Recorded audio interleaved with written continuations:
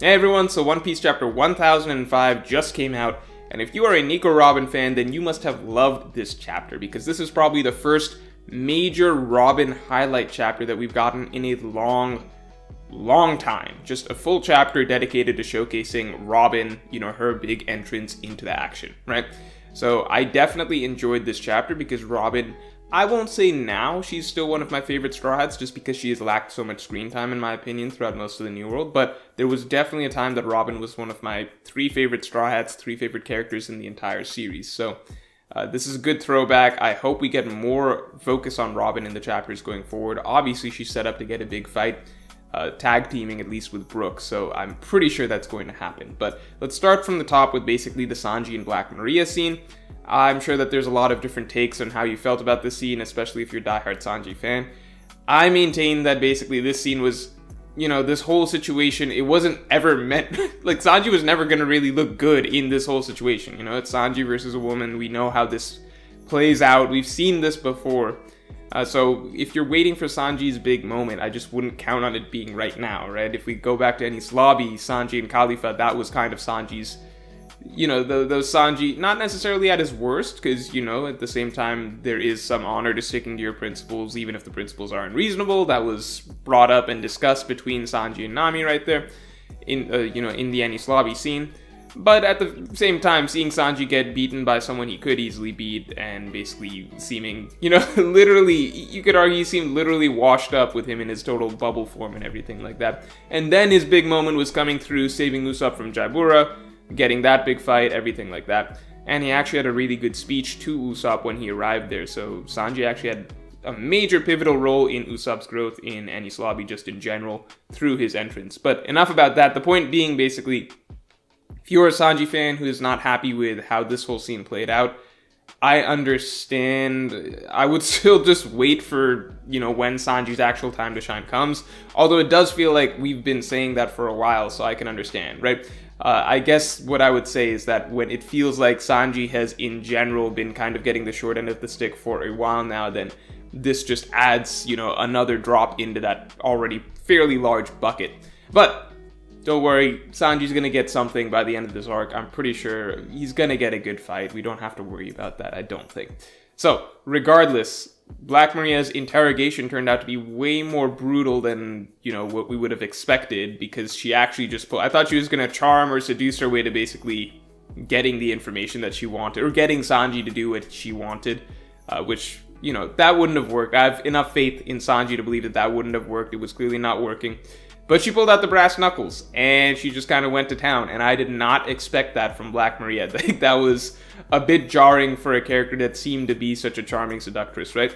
So Sanji actually caves pretty quickly, but not in the sense that it does make him look bad to some characters that don't know him as well. We see those reactions from, for example, the kid pirates and stuff like that.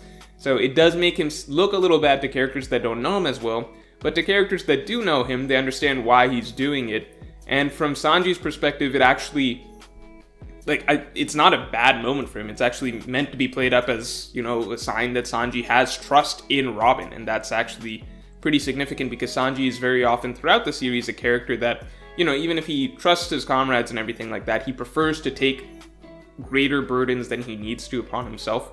We saw that throughout Whole Cake Island, for example. We saw that, from the very start of his character's introduction in the story with Baratie. He does this consistently, you see that in Arlong Park, jumping in for Zoro, you see that in Skypiea, jumping in for Usopp. Sanji's always the guy that swaps in for somebody else.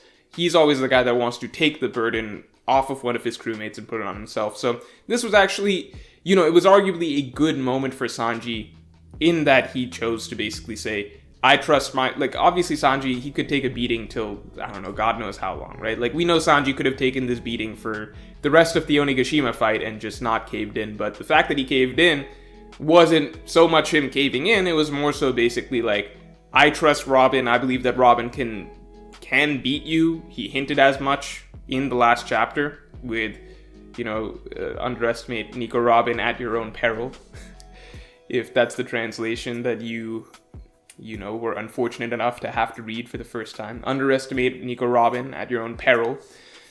But, Sanji clearly has faith in Robin, so this was actually, in my opinion, a good moment for him. It's weird because it's a good moment for him in that it shows the trust in his crew that he has, and specifically in Robin, who we don't often see getting called upon. Like, this isn't the same as him saying, like, I have faith in my captain, Luffy come help, or he would never say it for Zoro, so that would probably never happen, but...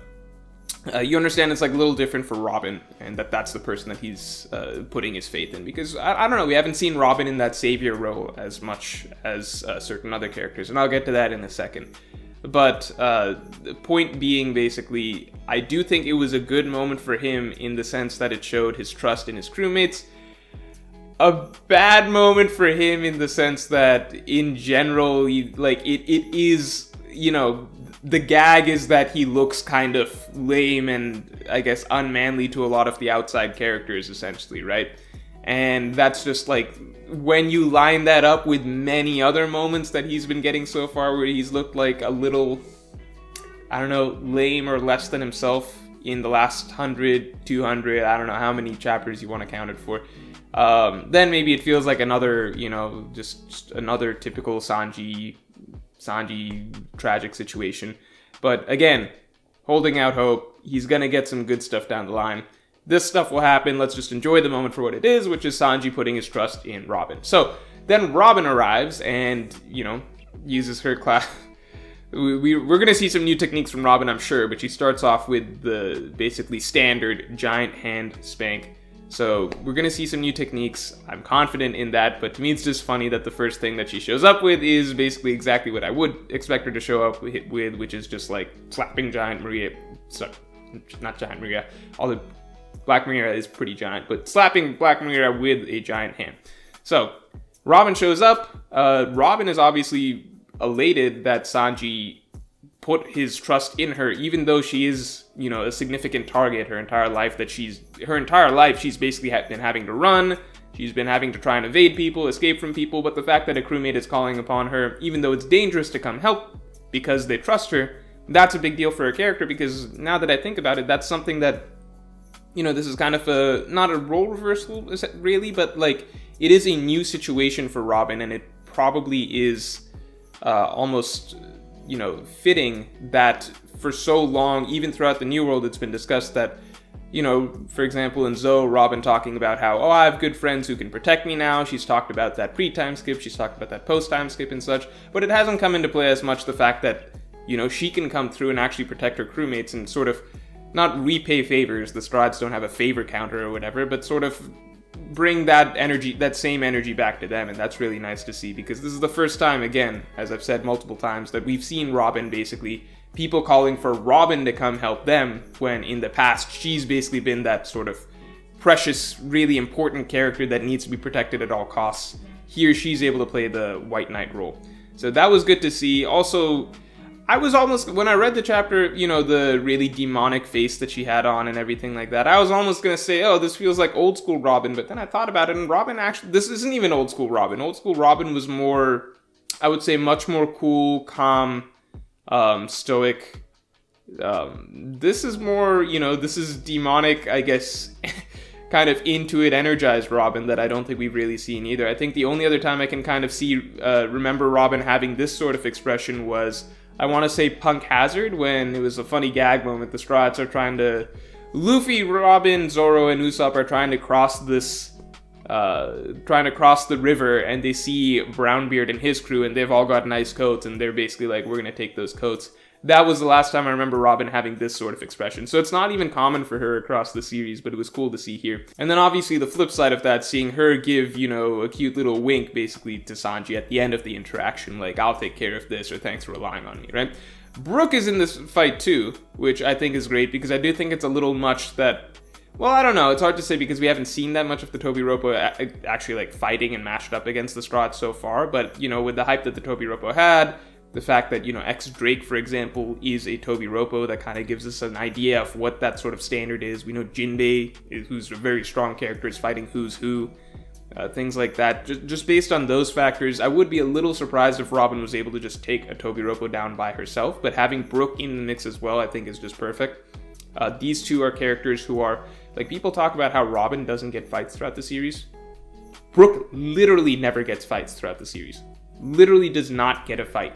Like, any sort of long, extended, full chapter fight has never happened for Brooke, unless you count him fighting Ryuma, which I personally don't. I'm not talking about losses here. I'm saying, like, Brooke has literally never had a full fight in this entire series. So these are two characters who desperately need that. It's good to see that they're going to get it here.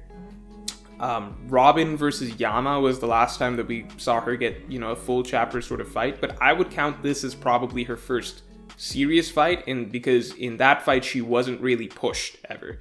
Because Robin, again, with her ability, it's kind of binary. Either she can beat the person immediately or she can't. I think Black Maria poses an interesting challenge because, she's a zone user, so her form kind of changes. She uses webs and things like that, which could get in the way of Robin growing limbs. It could wrap her up in certain ways, but then Robin has to use her ability to get out. Brooke obviously makes a good combo for that. I hope he doesn't make it too easy with being able to freeze the threads and everything like that, but I'm sure that Black Maria's physical fighting and everything like that balances that out. So this is great. Two characters who have desperately needed fights teaming up. I think Black Maria's form looks really cool. Really sick from what we saw from the back. It does look like she's possibly going to be fighting topless this entire time, so, I know where Oda's mind was this entire chapter, because then we also have that Momo scene, which was, an entirely unnecessary gag moment. It was so quick. It was just like, we need to hide Momo, and then Yamato's like, alright, get inside my, what do you even call it? Get inside my vest. I don't know what the hell Yamato wears. And then Momo's obviously gonna love it, because we know the type of character that Momo is, so Momo's obviously gonna love it. We're gonna see him with a nosebleed, I imagine, next chapter or the chapter after that. So I know where Oda's mind was this chapter, but it's gonna be kind of crazy if Black Maria is just gonna be fighting topless this entire fight. But from the back, her like full, I guess, combat form or whatever, it looks really cool. I think that just elevated her design among the Tobiroppo a couple notches. I don't know where. Let's see everybody else's transformations before we kind of say, okay, who's got the coolest design and everything. But I would right now put her above. I'd just put her behind Who's Who, I think, at the moment, in terms of what I like in terms of Tobiroppo's designs, because that design, at least from the back, looks amazing.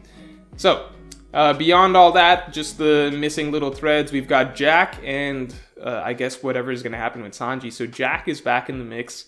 His motivation is that he wants to go prevent the, red scabbards from getting back into the action. So Jack, who is injured, is going back to, I guess, face off against the red scabbards who were injured. On his mind, it's Inuarashi Nekomamushi.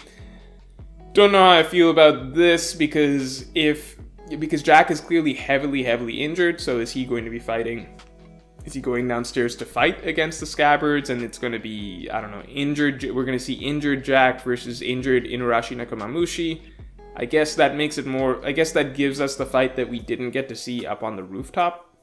That makes sense to me, I suppose, but at the same time, it also feels a little bit like we've checked that off.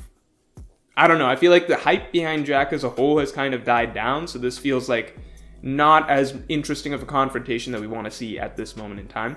But it's interesting that he's back in the fray. Oda clearly has some plan for him. The flip side is, he's on the 3rd floor. Is there any chance that he runs into Sanji or anything like that? Because the one thing with Sanji is that Sanji is somewhat injured at the moment. It's hard to tell how much Oda is going to play up Sanji's injuries from the Black Maria situation. To me, it looked like he was pretty beat up, but it's One Piece. Oda can kind of just hand wave that away and just, it's mostly just going to be perfectly normal Sanji walking around next chapter. So we'll see if Oda writes him with a bit of a limp or a bit stiff or, I don't know, something like that. I would prefer that Sanji's still in perfectly good fighting shape.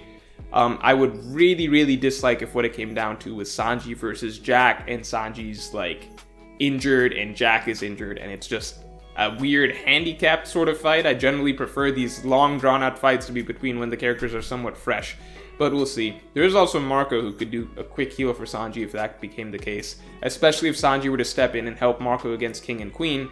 Marco, it looked like, was fighting King basically one-on-one, but Queen was nowhere to be seen, so not really, or at least I did not notice Queen this chapter. Maybe you guys did. I might have just totally missed Queen. But I do believe that Queen is still Sanji's matchup that's set, so hopefully Sanji gets a quick heal from Marco, or maybe it's not necessary, I don't know. But I would just personally not like to see Sanji versus Jack, just because of the state that Jack is currently in. Jack versus the Scabbard seems possible, but it's really hard to tell what Oda is going to do with Jack's character at the moment.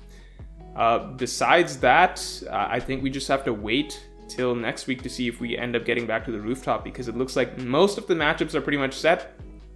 Chopper is the only Straw Hat who is yet to get a counterpart face-off. Well, no, Sanji, of course, at the moment, but Sanji, it seems like pretty clearly whoever he's being distributed to, whether it's Jack, whether it's Queen, whether it's the rooftop, that's going to be set, I suppose, in the next chapter or two. Chopper's the big question mark in that we have no clue as to who Chopper might fight. There's no way Chopper fights Jack. That's just impossible. I just had this weird thought. That just makes no sense. But Chopper maybe versus the remaining numbers, Monster versus Monster. I think that's a possibility. But aside from that, all of the Straw Hats matchups are like very, very close to being set. I wouldn't be surprised if that happens if in the next 1 to 2 chapters we kind of get that cleared up and out of the way, and then hopefully back to the rooftop. Or maybe Oda wants to do a thing where he has all of the Straw Hat matchups play out and then takes us back to the rooftop, and then hopefully some more Straw Hats who have cleared up their fights get to go up to the top. So let's wait and see, but that's all for this. I will talk to you all next week.